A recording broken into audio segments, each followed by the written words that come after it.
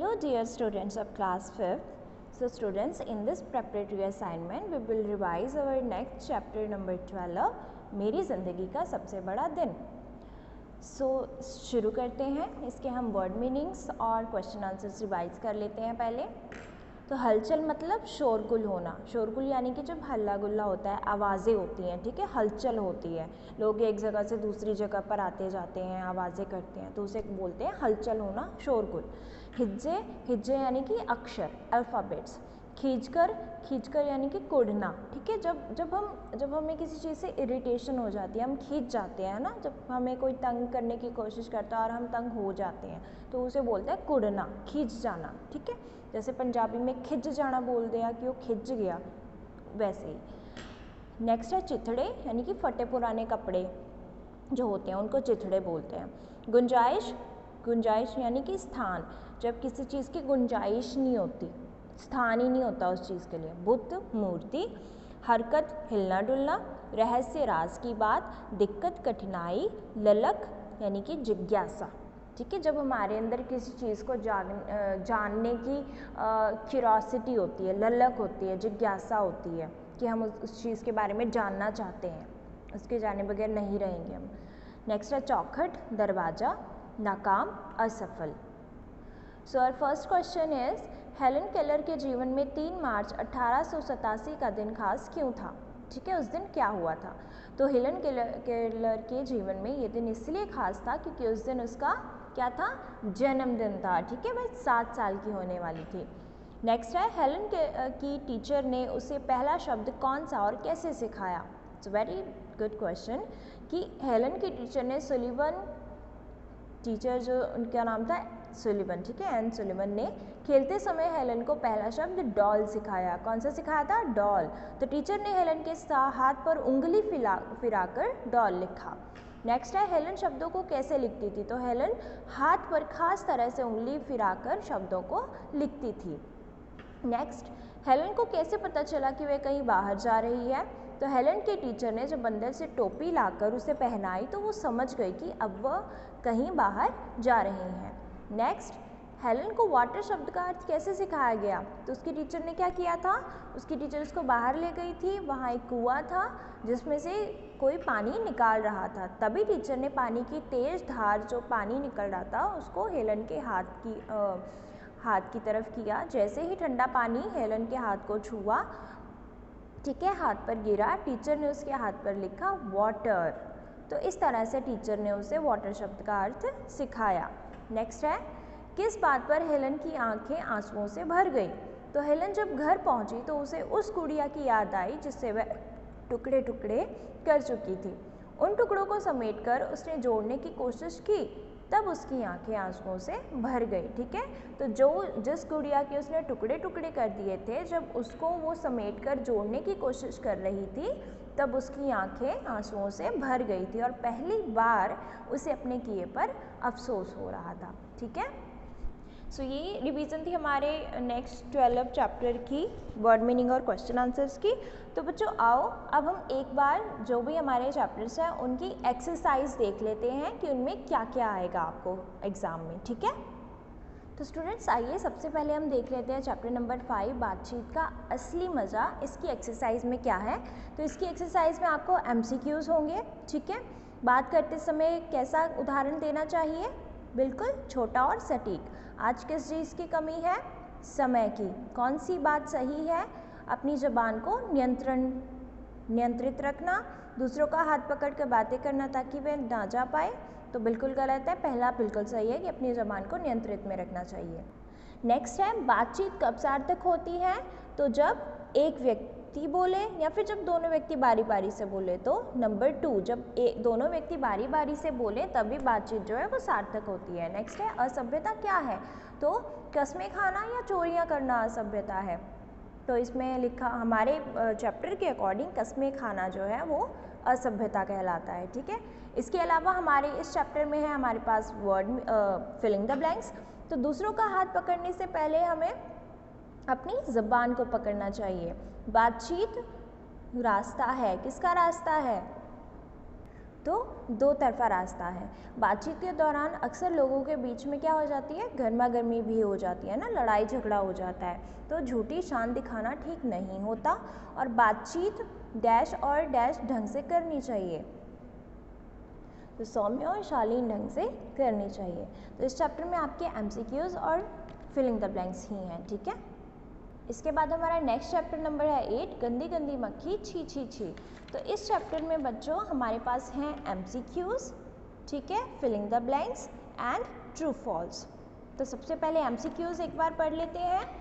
तो पत्रिका में किस बारे में विज्ञापन निकला कि 20 पैसे का टिकट भेजने के बारे में, या मक्खी मारने का उपाय जानने के बारे में, या मक्खी भगाने का उपाय जानने के बारे में। तो तीसरा उसमें मक्खी भगाने का उपाय जानने के बारे में लिखा हुआ था। नेक्स्ट है, किस मौसम में मक्खियाँ सबसे कम दिखाई देती हैं। तो सर्दियों में, जाड़े के मौसम में मक्खियाँ सबसे कम दिखाई देती हैं, है ना, छिप जाती है ना, दिखती नहीं है, गर्मियों में निकल जाती हैं। नेक्स्ट है, मक्खियाँ कैसी आवाज़ निकालती हैं। मक्खियाँ भन भन की आवाज़ निकालती हैं। मक्खियाँ रोग कैसे फैलाती हैं, अपने पैरों से, ठीक है। मनुष्य के लिए मक्खियों का होना हानिकारक है। नेक्स्ट है फिलिंग द ब्लैंक्स। हज़ारों डैश ने 20 पैसे खर्च दिए, हज़ारों लोगों ने 20 पैसे खर्च दिए। तो मक्खियाँ डैश में बिल्कुल गायब हो जाती हैं, किस मौसम में, जाड़े में, ठीक है, सर्दियों में। भन भन की आवाज़ मक्खियों के पंखों से निकलती है, किससे निकलती है, पंखों से। मक्खियों ने हमारी किसी भी डैश का आभास तुरंत हो जाता है, किसी भी हलचल का, ठीक है, हरकत का एहसास तुरंत हो जाता है।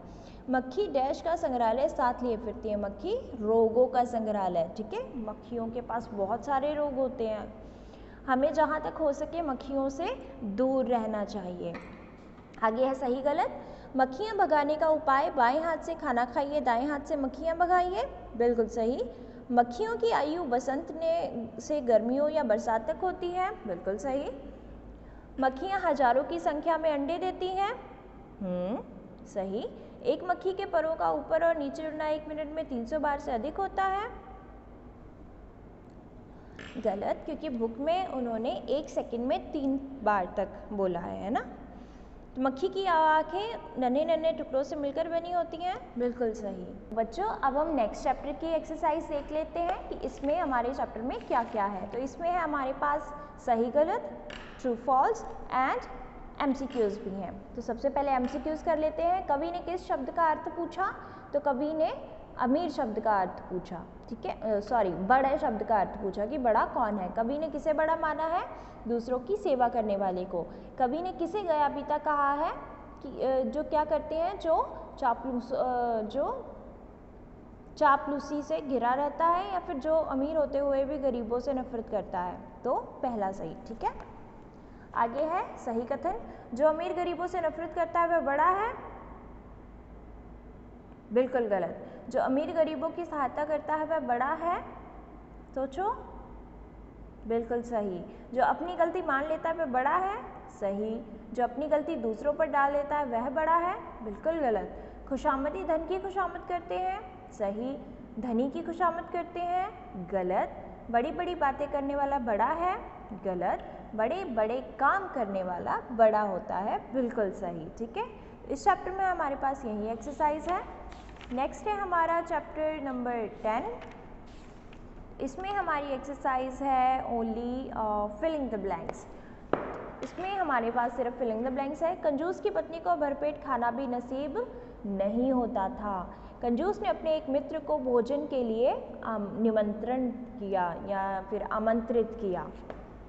कंजूस का मित्र उसके घर समय पर उसके घर पहुंचा। तो कंजूस का मित्र सही समय पर उसके घर पहुंचा। हलवाई की दुकान तरह तरह के पकवान खाने की चीज़ों से सजी हुई थी। मेरी पूरियाँ मक्खन जैसी मुलायम और नरम है। पानी पीना सेहत के लिए अच्छा है, ठीक है।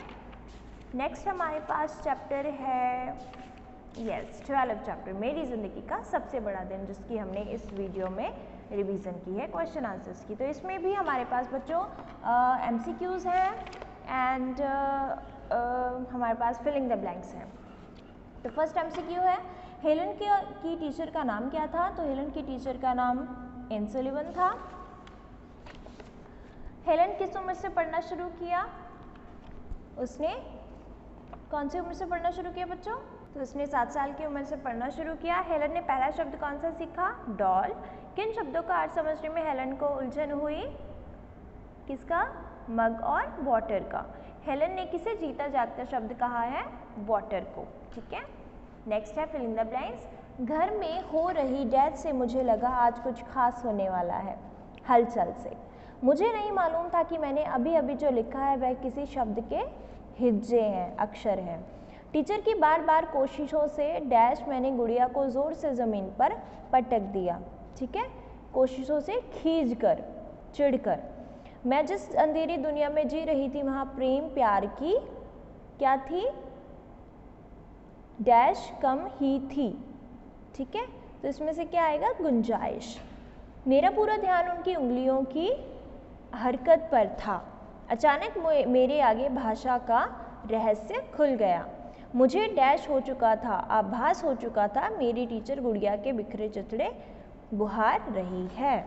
ठीक है स्टूडेंट्स, तो ये थी हमारी सारे चैप्टर्स की एक्सरसाइजेस। तो इस वीडियो को बच्चे बार बार देखना, ठीक है, ताकि आपको अच्छे से लर्न हो जाए, आपकी अच्छे से रिवीजन हो जाए। तो इसके अलावा मैं आपको एक और बात बताना चाहती हूँ कि जो हमारा ग्रामर पोर्शन है उसमें आपको निबंध, अनुच्छेद और एप्लीकेशन, ठीक है, तीनों मिलेंगे क्वेश्चन पेपर में।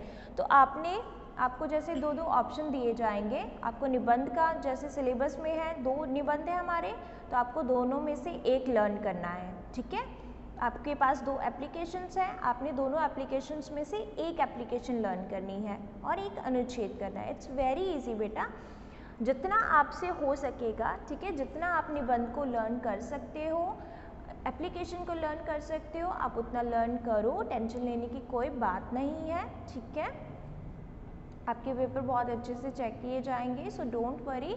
जितना आप अपना 100% दे सकते हो आप प्लीज़ उतना दो। ठीक है, अच्छे से लर्न करने की कोशिश करो और बहुत ही इजी है सब कुछ, so don't panic. Okay students, thank you and have a nice day.